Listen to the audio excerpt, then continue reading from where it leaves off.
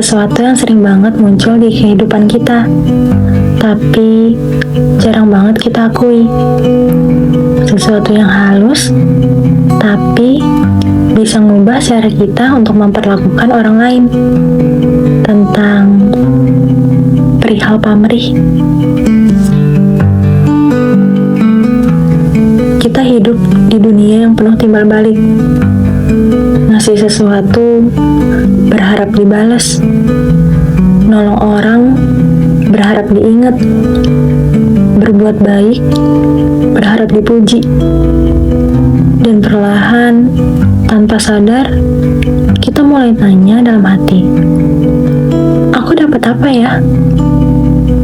Padahal, gak semua kebaikan harus balik ke kita dalam bentuk yang sama.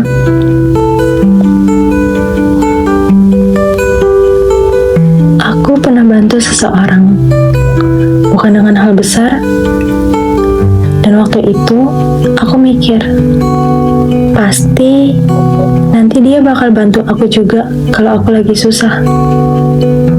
Tapi kenyataannya enggak.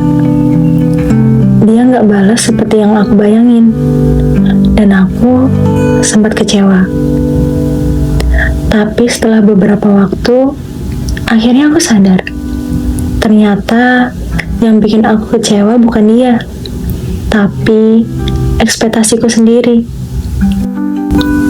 Ekspektasi yang diam-diam muncul dari pamrih kecil di dalam hati.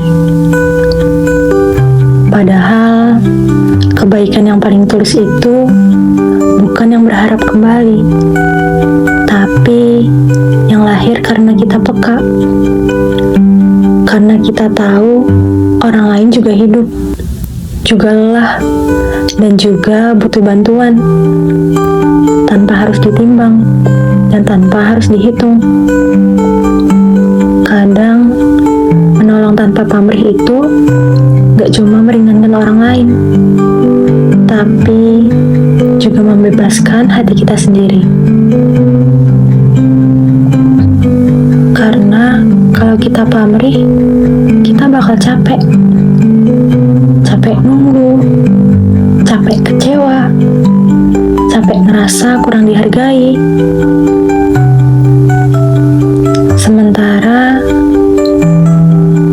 kalau kita melakukan kebaikan tanpa pamrih, kita jadi lebih ringan, luas, dan bikin hati kita jadi lebih lega.